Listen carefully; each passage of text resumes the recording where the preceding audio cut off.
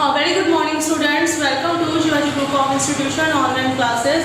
So students, in my previous lecture I have discussed you the physiographic divisions of India, and now today I continue the physiographic divisions of India. So the next physiographic division of India is Thar desert. Okay, तो Thar desert जो कि जिसको हम कहते हैं थार का मरुस्थल, ठीक है. It is the largest desert and it is lies in the west of Aravalli. ठीक है, तो ये अरावली जो हमारी माउंटेन रेंजेस है उसके वेस्ट में हमारा थार डेजर्ट पड़ता है. It is situated in Rajasthan.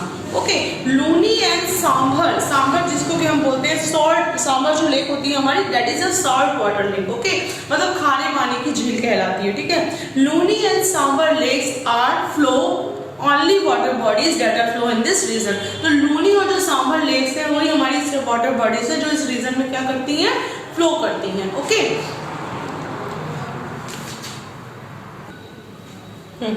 तो now next physiographic division is coastal planes. तो कोस्टल प्लेन्स जो कि हमारे होते हैं जिसको हम लोग कहते हैं तटीय मैदान. ठीक है, तो they are divided into two parts, Konkan coast and Malabar coast. ठीक है, तो कोंकण कोस्ट की अगर हम बात करें तो इसको हम लोग वेस्टर्न कोस्टल प्लेन्स भी कहते हैं.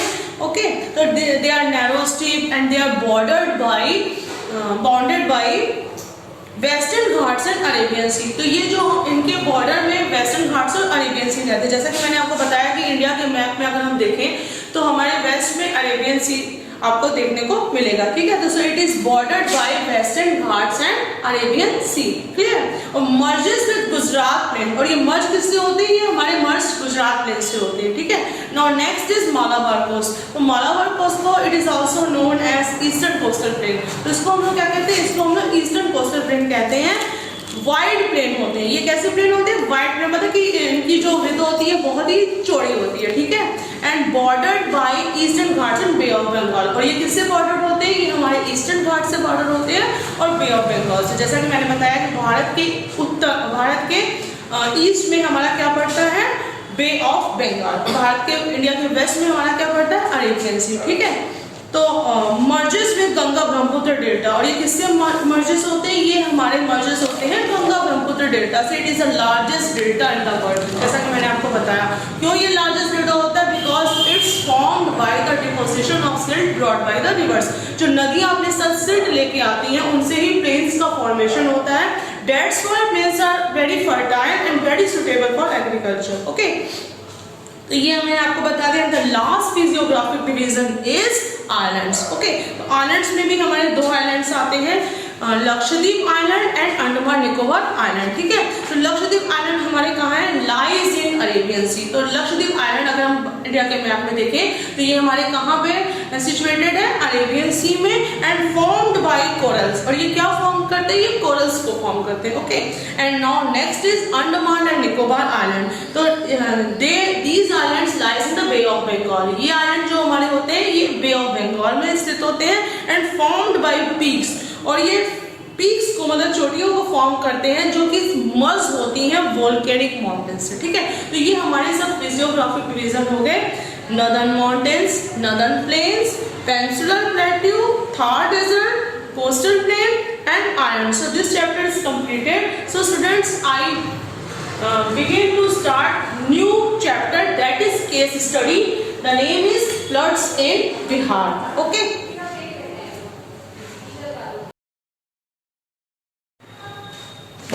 So student, firstly I want to discuss the introduction, यानी floods in Bihar. जिसमें हम बात करेंगे कि major causes of floods in Bihar and the impacts of floods in Bihar and what are the solution to resolve this problem. So firstly I want to discuss कि Bihar is surrounded by Nepal in north. तो अगर बिहार जो हमारा state है इसकी बात करें तो ये हमारा किससे घिरा हुआ है, नेपाल इसके है नॉर्थ में. Okay, and waste Bengal in the east. और ईस्ट की अगर बात करें तो इसके ईस्ट में हमारा आता है waste Bengal in the east, and Uttar Pradesh in the west and Jharkhand towards the south. Okay, तो Nepal in north, West Bengal in east, Uttar Pradesh in west and Jharkhand towards the south. ठीक है, तो there are several rivers that run through the state. तो बहुत सी ऐसी नदियां हैं जो इस स्टेट में रन करती हैं, फ्लो करती हैं. तो दीज रिवर्स आर गंगा, सोन,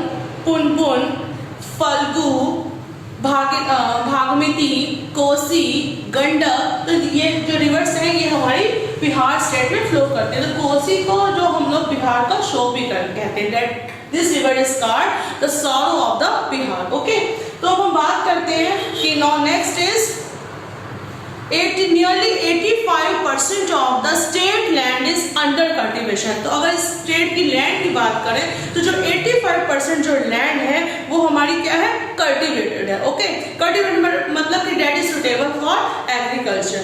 तो Bihar also receives heavy rainfall all through June to October. तो अब जून से अक्टूबर के मंथ के बीच में बिहार में बहुत ही ज्यादा बारिश होती है। ठीक है, the state of Bihar has been facing floods for a long time. तो ये जो हमारा बिहार स्टेट है ये बहुत ही काफी समय से क्या कर रहा है, फ्लड को फेस कर रहा है। फ्लड यानी बाढ़। ओके, तो it accounts for almost half of India average annual flood losses. तो in the year 2014 Bengal and Bihar face floods. 2014 में बंगाल और बिहार को किसका सामना करना पड़ा था, फ्लड यानी बाढ़ का सामना करना पड़ा था। तो in year 1934 Bihar was shaken by the earthquake. तो 1934 में बिहार में अर्थक्वेक भी आया था, that is called a natural disaster. Okay, it suddenly occurs, we don't know the arrival of earthquake. Okay, तो it is a sudden calamity. Okay, तो which was again followed by floods. ठीक है, the state has been facing floods ever since, but the frequency of flood has become higher in recent years. लेकिन ये जो state है हमारा बिहार, ये floods को फेस करता ही रहता है, लेकिन आज के डेट में जो फ्लड्स की फ्रीक्वेंसी है बिहार में बहुत ज़्यादा हाई हो गई है। There have been floods almost every year from 1979 which have caused extensive damage। तो आपको पता है कि फ्लड के आने के बाद से क्या उसके इफेक्ट्स होते हैं, there loss of damage of human life and property and so many things. तो totally disturbance of the survival of the people. Okay, तो lakhs of people have lost their lives and their homes. The state has faced infrastructure losses worth crores of rupees. Okay, so in 2008 more than half of the Bihar was submerged under water. तो 2008 में बिहार का जो आधे से ज्यादा part था वो किस में मर्ज हो गया, वाटर में मर्ज हो गया। ठीक है, the state witnessed its worst ever flood with more than 30 lakh people in more than 1500 villages spread over 16 out of 37 districts being affected. ठीक है, अब बात करते हैं कि द कोसी रिवर सिस्टम, जो कि कोसी रिवर है बिहार में, जो कोसी रिवर सिस्टम है, the Kosi river system is drains, the Kosi river system drains about 60,000 meter of eastern Nepal and south Tibet before it enters Bihar. तो जो कोसी रिवर सिस्टम है वो बिहार में रहती है, वो ड्रेन होती है 60,000 किलोमीटर ड्रेन होती है ईस्टर्न नेपाल में और सदर्न तिब्बत में, जब वो बिहार में एंटर करती है।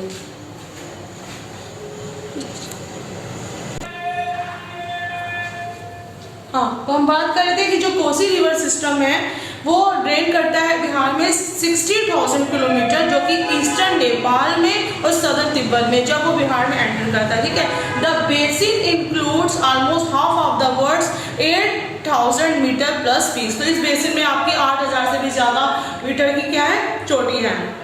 North of India Nepal border, तो भारत के नेपाल बॉर्डर में इसको हम लोग कहते हैं सापी, कोसी और 7 रिवर्स। ठीक है, तो it is also called 7 rivers. Where it is called 7 rivers, it is also called 7 rivers in the Nepal border of India. Okay, तो in reference to its 7 tributaries, तो इसमें ये क्या रिफर करता है, ये जो 7 रिवर्स है ये रिफर्स करती हैं कोसी रिवर्स की 7 ट्रिब्यूटरीज को। ठीक है, तो कोसी रिवर्स की 7 ट्रिब्यूटरीज हमारी होगी इंद्रावती, सन कोसी, ठीक है, इंद्रावती, सन कोसी, तंबाकसी, लिहकू, कोहला, दुध कोसी, अरुण एंड तामुर। तो ये सब क्या है, ये हमारी कोसी रिवर की ट्रिब्यूटरीज मतलब कि सहायक नदियां हैं, जिसकी वजह से इसको हम लोग बोलते हैं 7 रिवर्स। ओके, ठीक है, तो इट्स 3 मेन ट्रिब्यूटरीज, जो इसकी 3 मेन ट्रिब्यूटरीज हैं Sun Kosi, Arun and Tamur, join the river at 3 हैं, जैसे सनकोसी है, अरुण है और तामो है, जो ज्वाइन करती है इस रिवर को त्रिवेणी में, ठीक है। Downstream of the Triveni के नीचे की ओर the Sapt Kosi flow through a narrow gorge of 11 kilometre. तो सापी कोसी एक गॉज बनाती है before spreading over the Gangetic plain, ठीक है। As a result of the sudden decrease in slope, तो इसका रिजल्ट क्या होता है कि अचानक से स्लोप में डिक्रीज, मतलब स्लोप हमारी क्या होने लगती, कम होने लगती, ठीक है। Below the mouth of the gorge and inland deltas form, तो वहां पर ये रिवर्स क्या करती है, डेल्टा को फॉर्म करती है, ठीक है। तो ये हमने आपको इंट्रोडक्शन बताया बिहार का। Now I want to discuss the major causes of floods in Bihar. तो ऐसे कौन से कॉजेज हैं फ्लड्स के बिहार में, ठीक है।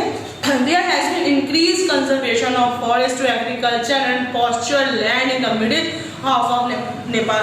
तो वहाँ पे बहुत ज़्यादा, मतलब नेपाल में क्या हुआ है कि फॉरेस्ट कंजर्वेशन, मतलब एग्रीकल्चर पर्पस के लिए या पास्चर लैंड के लिए फॉरेस्ट का कंजर्वेशन बहुत ज़्यादा होने लगा है, ठीक है। Which significantly contributed to the flood damage in India, तो जिसकी वजह से क्या होता है कि वो सिग्निफिकेंट करता है भारत में फ्लड डैमेज को, ठीक है। जैसा कि आपको पता है कि फॉरेस्ट को कंजर्व करना बहुत ज़्यादा जरूरी हो जाता है, और डिफॉरेस्टेशन से क्या हो जाता है कि we have face lots of problem because forest have to control the flow of the water. जो हमारे पेड़ होते हैं वो पानी के बहाव को क्या करते हैं, कम करते हैं। और डिफॉरेस्टेशन का मतलब होता है कि cutting down of trees on a large scale, कि हम बहुत बड़े पैमाने पर पेड़ों को क्या कर रहे हैं, काट रहे हैं। तो जिसका रिजल्ट क्या होता है, फ्लड हो गया या कोई भी इरोशन हो गया, सॉइल इरोशन हो गया। सॉइल इरोशन कैसे होता है हमारा, जिसको हम बोलते हैं removal of the top layer of the soil by running water और ब्लोइंग विंड, मतलब कि मिट्टी की ऊपरी परत का अपनी जगह से हट जाना। मिट्टी की ऊपरी परत अपनी जगह से कैसे हटती है, बहुत तेज बहते हुए पानी से या हमारे बहुत तेज बहती हुई हवा से, जो हमारे टॉप लेयर होती है सॉइल की वो इरोड हो जाती है, ठीक है। That is called soil erosion. तो forest plays a very important role, okay. तो there was an increase in the annual runoff in Sapi Kosi from the 1950 until the 1980। तो क्या हुआ कि वहाँ पे बहुत ही इंक्रीज हुआ है जो एनुअल रनऑफ में, जो कोसी रिवर है, लेकिन but the rainfall also increase, तो जिसकी वजह से क्या हुआ कि रेनफॉल भी हमारा बहुत बढ़ा है, ठीक है। Another reason for the flood damage is that people have been occupying the flood plains and have been assuming that the volume has increased to great extent, ठीक है। The state government has built about 3000 kilometre of embankments। तो जो हमारी state government है, हमारी जो राज्य सरकार है, उसने भी 3000 के करीब किनारे बनाए हैं। But the flow of the river has grown 2.5 time, लेकिन जो रिवर का फ्लो होता है वो 2.5 टाइम बढ़ता ही जा रहा है, जिसका रिजल्ट क्या हो जाता है, failure of embankment in every flood. तो जिसका रिजल्ट ये हो जाता है कि हर एक बाढ़ की कंडीशन में जो एम्बैंकमेंट्स होते हैं, जो नदियों के किनारे होते हैं, वो क्या हो जाते हैं, फेलियर, मतलब कि टूट जाते हैं, ठीक है। The maintenance and repair of this embankment is very necessary. तो ये जो एम्बैंकमेंट जो हमारे डिस्ट्रॉय हो गए हैं, उसकी मेंटेनेंस बहुत ज़्यादा जरूरी हो जाती है, ठीक है। द डिजास्टर मैनेजमेंट डिपार्टमेंट यानी DMP, okay, stand for all class teachers will be there. तो so student, the disaster management department, जो कि डिजास्टर मैनेजमेंट डिपार्टमेंट है, जो कि कंट्रोल करते हैं डिजास्टर्स को, government of Bihar has come out with a number of scheme. तो बिहार की गवर्नमेंट ने बहुत ही ऐसी स्कीम बनाई है स्टॉप करने के लिए नेचुरल डिजास्टर्स को, ठीक है। तो to improve the response mechanism and tackle the impact of natural disaster effectively, a state disaster response force यानी NDRF has been set up। तो स्टेट डिजास्टर रिस्पॉन्स फोर्स को सेटअप भी किया गया है, ठीक है। A number of warehouses will be constructed to store the relief and rescue materials and to keep them safe and secure।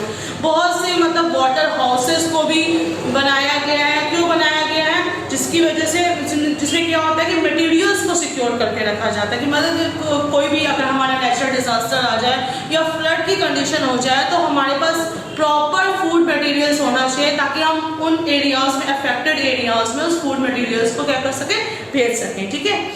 Establishment of emergency operation, तो emergency operation को भी इस्टेब्लिश किया गया, ठीक है, centre in all the districts to carry out rescue and relief work effectively, मतलब कि हर सिटीज में, हर डिस्ट्रिक्ट्स में इमरजेंसी ऑपरेशन सेंटर को भी इस्टेब्लिश किया गया। तो ये जो इमरजेंसी ऑपरेशन सेंटर्स होते हैं, कोई भी मतलब विपदा आने पर या कोई भी कैलेमिटी होने पर उन एरियाज में सामान को पहुंचाते हैं, ठीक है। A plan has been prepared to generate awareness among the masses about the ways and means of mitigating the risk of disaster.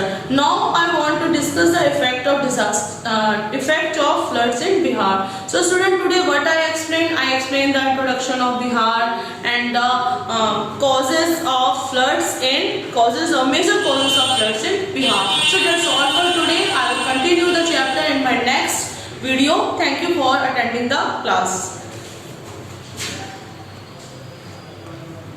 So student, firstly I want to discuss the introduction, यानी floods in Bihar, जिसमें हम बात करेंगे कि major causes of floods in Bihar and the impacts of floods in Bihar and what are the solution to resolve this problem. So firstly I want to discuss कि Bihar is surrounded by Nepal in north. तो अगर बिहार जो हमारा state है इसकी बात करें तो ये हमारा किससे घिरा हुआ है, नेपाल इसके है नॉर्थ में, okay, and waste Bengal in the east, और ईस्ट की अगर बात करें तो इसके ईस्ट में हमारा आता है waste Bengal in the east and Uttar Pradesh in the west and Jharkhand towards the south, okay. तो Nepal in north, West Bengal in east, Uttar Pradesh in west and Jharkhand towards the south, ठीक है। तो there are several rivers that run through the state. तो बहुत सी ऐसी नदियां हैं जो इस स्टेट में रन करती हैं, फ्लो करती हैं। तो these rivers are गंगा, सोन, पुनपुन, फल्गु, भागमती, कोसी, गंडक। तो ये जो रिवर्स हैं ये हमारी बिहार स्टेट में फ्लो करते हैं। तो कोसी को जो हम लोग बिहार का शो भी कहते हैं, that this river is called the sorrow of the Bihar, okay. तो अब हम बात करते हैं कि now next is nearly 85% of the state land is under cultivation. तो अगर स्टेट की लैंड की बात करें तो जो 85% जो लैंड है वो हमारी क्या है, कल्टिवेटेड है, ओके। कल्टिवेटेड मतलब कि that is suitable for agriculture. तो Bihar also receives heavy rainfall all through June to October. तो अब जून से अक्टूबर के मंथ के बीच में बिहार में बहुत ही ज्यादा बारिश होती है, ठीक है। The state of Bihar has been facing floods for a long time. तो ये जो हमारा बिहार स्टेट है ये बहुत ही काफी समय से क्या कर रहा है, फ्लड को फेस कर रहा है। फ्लड यानी बाढ़, ओके। तो it accounts for almost half of India average annual flood losses. So in the year 2014 Bengal and Bihar faced floods. 2014 में बंगाल और बिहार को किसका सामना करना पड़ा था, फ्लड यानी बाढ़ का सामना करना पड़ा था। तो in year 1934 Bihar was shaken by the earthquake. तो 1934 में बिहार में अर्थक्वेक भी आया था, that is called a natural disaster, okay. It suddenly occurs, we don't know the arrival of earthquake, okay. So it is a sudden calamity, okay. So which was again followed by floods, ठीक है। The state has been facing floods ever since, but the frequency of flood has become higher in recent years. लेकिन ये जो state है हमारा बिहार, ये floods को face करता ही रहता है, लेकिन आज के डेट में जो फ्लड्स की फ्रीक्वेंसी है बिहार में बहुत ज्यादा हाई हो गई है। There have been floods almost every year from 1979, which have caused extensive damage. तो आपको पता है कि फ्लड के आने के बाद से क्या उसके इफेक्ट्स होते हैं। There are loss of damage of human life and property and so many things. The totally disturbance of the survival of the people. Okay, so lakhs of people have lost their lives and their homes. The state has faced infrastructure losses worth crores of rupees. Okay, so in 2008 more than half of the Bihar was submerged under water. तो 2008 में बिहार का जो आधे से ज्यादा part था वो किस में मर्ज हो गया, वाटर में मर्ज हो गया, ठीक है। The state witnessed its worst ever flood with more than 30 lakh people in more than 1500 villages spread over 16 out of 37 districts being affected. ठीक है, अब हम बात करते हैं कि द कोसी रिवर सिस्टम, जो कि कोसी रिवर है बिहार में, जो कोसी रिवर सिस्टम है, the Kosi river system is drains, the Kosi river system drains about 60,000 meter of eastern Nepal and south Tibet before it enters Bihar. तो जो कोसी रिवर सिस्टम है वो बिहार में बहती है, वो ड्रेन होती है 60,000 किलोमीटर ड्रेन होती है ईस्टर्न नेपाल में और सदर्न तिब्बत में, जब वो बिहार में एंटर करती है।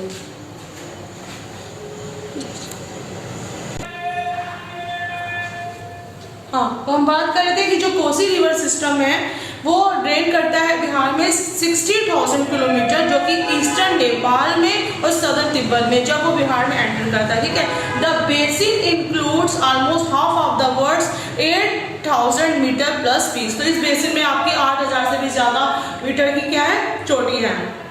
North of India Nepal border, तो भारत के नेपाल बॉर्डर में इसको हम लोग कहते हैं सापी, कोसी और 7 रिवर्स। ठीक है, तो it is also called 7 rivers. Where it is called 7 rivers, it is also called 7 rivers in the Nepal border of India. Okay, तो in reference to its 7 tributaries, तो इसमें ये क्या रिफर करता है, ये जो 7 रिवर्स है ये रिफर्स करती हैं कोसी रिवर्स की 7 ट्रिब्यूटरीज को। ठीक है, तो कोसी रिवर्स की 7 ट्रिब्यूटरीज हमारी होगी इंद्रावती, सन कोसी, ठीक है, इंद्रावती, सन कोसी, तंबाकसी, लिहकू, कोहला, दुध कोसी, अरुण एंड तामूर। तो ये सब क्या है, ये हमारी कोसी रिवर की ट्रिब्यूटरीज, मतलब कि सहायक नदियां हैं, जिसकी वजह से इसको हम लोग बोलते हैं 7 रिवर्स। ओके, ठीक है, तो इट्स 3 मेन ट्रिब्यूटरीज, जो इसकी 3 मेन ट्रिब्यूटरीज हैं, Sun Kosi, Arun and तामूर,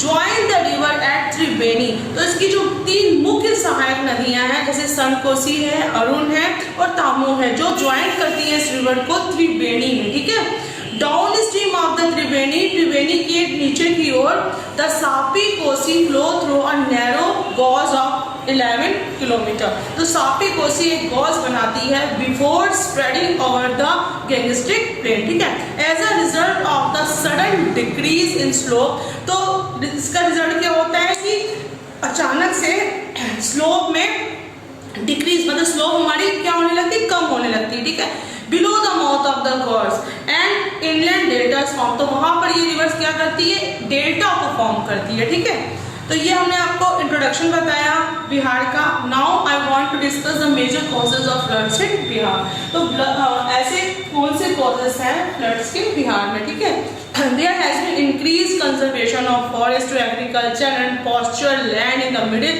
half of Nepal. तो वहाँ पे बहुत ज़्यादा, मतलब नेपाल में क्या हुआ है कि फॉरेस्ट कंजर्वेशन, मतलब एग्रीकल्चर पर्पस के लिए या पॉस्चर लैंड के लिए फॉरेस्ट का कंजर्वेशन बहुत ज़्यादा होने लगा है। ठीक है, which significantly contributed to the flood damage in India. तो जिसकी वजह से क्या होता है कि वो सिग्निफिकेंट करता है भारत में फ्लड डैमेज को। ठीक है, जैसा कि आपको पता है कि फॉरेस्ट को कंजर्व करना बहुत ज़्यादा जरूरी हो जाता है, और डिफॉरेस्टेशन से क्या हो जाता है कि we have face lots of problem because forest have to control the flow of the water। जो हमारे पेड़ होते हैं वो पानी के बहाव को क्या करते हैं, कम करते हैं। और डिफॉरेस्टेशन का मतलब होता है कि cutting down of trees on a large scale, कि हम बहुत बड़े पैमाने पर पेड़ों को क्या कर रहे हैं, काट रहे हैं। तो जिसका रिजल्ट क्या होता है, फ्लड हो गया या कोई भी इरोशन हो गया, सॉइल इरोशन हो गया। सॉइल इरोशन कैसे होता है हमारा, जिसको हम बोलते हैं removal of the top layer of the soil by running water और ब्लोइंग विंड, मतलब कि मिट्टी की ऊपरी परत का अपनी जगह से हट जाना। मिट्टी की ऊपरी परत अपनी जगह से कैसे हटती है, बहुत तेज बहते हुए पानी से या हमारे बहुत तेज बहती हुई हवा से, जो हमारे टॉप लेयर होती है सॉइल की वो इरोड हो जाती है। ठीक है, that is called soil erosion. तो forest plays a very important role. Okay, तो there was an increase in the annual runoff in Sapi Kosi from the 1950 until the 1980। तो क्या हुआ कि वहाँ पे बहुत ही इंक्रीज हुआ है जो एनुअल रनऑफ में जो कोसी रिवर है, लेकिन but the rainfall also increase, तो जिसकी वजह से क्या हुआ कि रेनफॉल भी हमारा बहुत बड़ा है। ठीक है, another that people have been occupying the floodplains and have been assuming that the volume has increased to great extent. ठीक है, the state government has built about 3,000 kilometre of embankments. तो जो हमारी स्टेट गवर्नमेंट है, हमारी जो राज्य सरकार है, उसने भी 3,000 के करीब किनारे बनाए हैं। But the flow of the river has grown 2.5 time, लेकिन जो रिवर का फ्लो होता है वो 2.5 टाइम बढ़ता ही जा रहा है, जिसका रिजल्ट क्या हो जाता है, failure of embankment in every flood. तो जिसका रिजल्ट ये हो जाता है कि हर एक बाढ़ की कंडीशन में जो एम्बैंकमेंट्स होते हैं, जो नदियों के किनारे होते हैं, वो क्या हो जाते हैं, फेलियर, मतलब कि टूट जाते हैं। ठीक है, the maintenance and repair of this embankment is very necessary. तो ये जो एम्बैंकमेंट जो हमारे डिस्ट्रॉय हो गए हैं, उसकी मेंटेनेंस बहुत ज्यादा जरूरी हो जाती है। ठीक है, द डिजास्टर मैनेजमेंट डिपार्टमेंट यानी DMP, okay, stand for all class teachers will be there. तो so student, the disaster management department, जो कि डिजास्टर मैनेजमेंट डिपार्टमेंट है, जो कि कंट्रोल करते हैं डिजास्टर्स को, government of Bihar has come out with a number of scheme. तो बिहार की गवर्नमेंट ने बहुत ही ऐसी स्कीम बनाई है स्टॉप करने के लिए नेचुरल डिजास्टर्स को। ठीक है, तो to improve the response mechanism and tackle the impact of natural disaster effectively, a state disaster response force यानी NDRF has been set up। तो स्टेट डिजास्टर रिस्पॉन्स फोर्स को सेटअप भी किया गया है। ठीक है, a number of warehouses will be constructed to store the relief and rescue materials and to keep them safe and secure। बहुत से मतलब वाटर हाउसेस को भी बनाया गया है। क्यों बनाया गया है, जिसकी वजह से जिसमें क्या होता है कि मटेरियल्स को सिक्योर करके रखा जाता है कि मतलब कोई भी अगर हमारा नेचुरल डिजास्टर आ जाए या फ्लड की कंडीशन हो जाए तो हमारे पास प्रॉपर फूड मटेरियल्स होना चाहिए, ताकि हम उन एरियाज में, अफेक्टेड एरियाज में उस फूड मटेरियल्स को क्या कर सकें, भेज सकें। ठीक है, इस्टेब्लिशमेंट ऑफ इमरजेंसी ऑपरेशन, तो इमरजेंसी ऑपरेशन को भी इस्टेब्लिश किया गया है। ठीक है, centre in all the districts to carry out rescue and relief work effectively, मतलब कि हर सिटीज में, हर डिस्ट्रिक्ट्स में इमरजेंसी ऑपरेशन सेंटर को भी इस्टेब्लिश किया गया। तो ये जो इमरजेंसी ऑपरेशन सेंटर्स होते हैं, कोई भी मतलब विपदा आने पर या कोई भी कैलमिटी होने पर उन एरियाज में सामान को पहुंचाते हैं। ठीक है, a plan has been prepared to generate awareness among the masses about the ways and means of mitigating the risk of disaster. Now I want to discuss the effect of floods in Bihar. So student, today what I explained the introduction of Bihar and the causes of floods major causes of floods in Bihar. So that's all for today. I will continue the chapter in my next video. Thank you for attending the class.